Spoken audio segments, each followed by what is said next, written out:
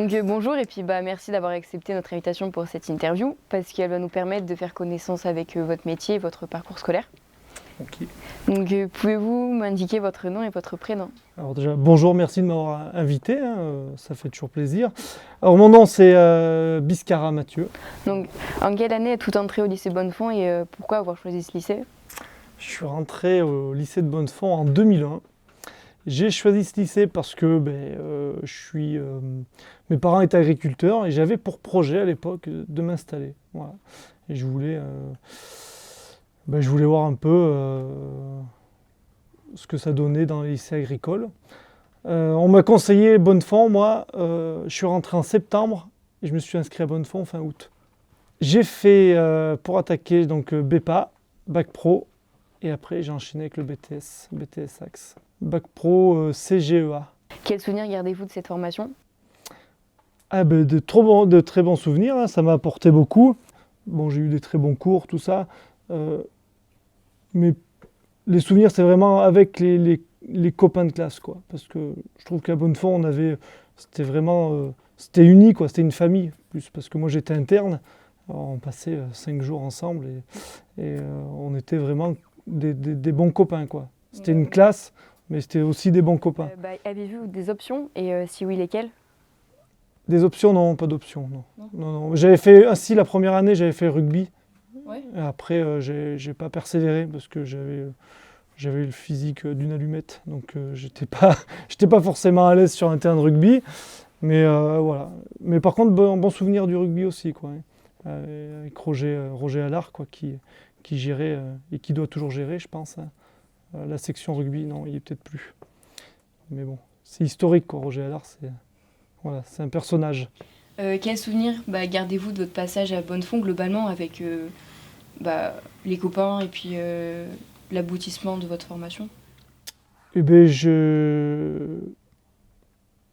les souvenirs, c'est que finalement, c'est pas vraiment quand on est à Bonnefond qu'on se dit qu'on a bien fait de venir. C'est plus quelques années après en se disant finalement, j'ai beaucoup appris de ces formations. Parce qu'après, j'ai enchaîné j'ai travaillé dans l'agriculture pendant 10 ans. Et ce qu'on apprend en cours, on le met en pratique quand on travaille finalement. Et c'est là où on se dit, on a bien bossé finalement à Bonnefond. Et après, on apprend à être solidaire parce que comme je disais, en étant à l'internat et en ayant des bons copains, on apprend à être solidaire quand même dans la vie de tous les jours. Et je pense que Bonnefond apporte beaucoup là-dessus. Donc Parce un milieu très familial. Un bon travail de groupe et milieu très familial. Ouais. Et on retrouve des anciens de Bonnefond.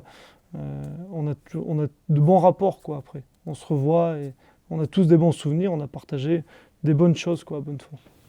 D'accord. Et après le bac, quel cursus avez-vous suivi? Donc après le bac, j'ai fait 2 ans de BTS en alternance où j'ai attaqué de travailler au service de remplacement. Et ils m'ont gardé après en CDI pendant 10 ans. Voilà. C'est ce qui m'a permis de travailler pendant 10 ans et après, changement de cap, quoi. Et aujourd'hui, quel métier exercez-vous? Et bien aujourd'hui, je suis gérant d'auto-école je suis co-gérant, je suis avec ma femme en fait, voilà, sur Brioude. Pouvez-vous nous raconter une journée type, le déroulement et D'une journée d'auto-école? Oui. Eh bien, en auto-école, mais c'est un peu comme dans la vie de tous les jours, il faut partir du principe que tu as plus de 20% d'imprévus dans une journée. Mais en auto-école, c'est le cas, hein. C'est-à-dire que tu ne sais pas comment ça va se passer. Tu sais, tu as un planning qui est bien fixé, mais par contre, c'est toujours étonnant ce qui se passe en leçon, hein. Donc, c'est plein d'imprévus. Ça attaque, donc une leçon de conduite dure 1 heure. Mais dans l'heure, tu sais qu'il va se passer quelque chose de pas normal, quoi. Donc, il faut être attentif. Faut faire preuve de beaucoup de pédagogie parce que chaque élève est différent et n'apprend pas de la même façon. Et il y a certains, ils vont vite comprendre, mais ils vont choper la théorie, mais pas la pratique. Et il y a des fois, faut pas hésiter à faire des démonstrations, à reformuler des explications. C'est assez vivant comme métier. Et les gens sont demandeurs d'apprendre et ça nous stimule, on va dire. Voilà. D'accord. Et qu'est-ce que vous préférez dans votre métier? Le contact avec les élèves, quoi. C'est ce que je préfère le plus.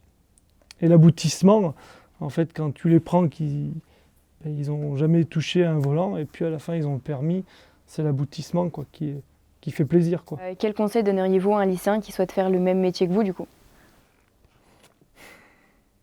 De se faire de l'expérience avant de faire ce métier. Donc avoir de la pratique. Avoir de la pratique, mais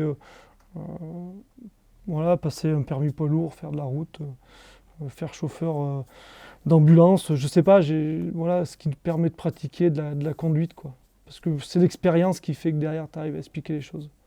Voilà. D'accord. Parce que c'est comme tout, quand tu sors de l'école, tu as appris une théorie, mais en fait, c'est la pratique, c'est en pratiquant que tu vas pouvoir l'expliquer derrière. Voilà. C'est ma façon de voir les choses. Voilà. Bah écoutez, je vous remercie pour cette interview. On a été très heureux d'échanger avec vous. Oui, ben merci à vous aussi de m'avoir invité. Voilà.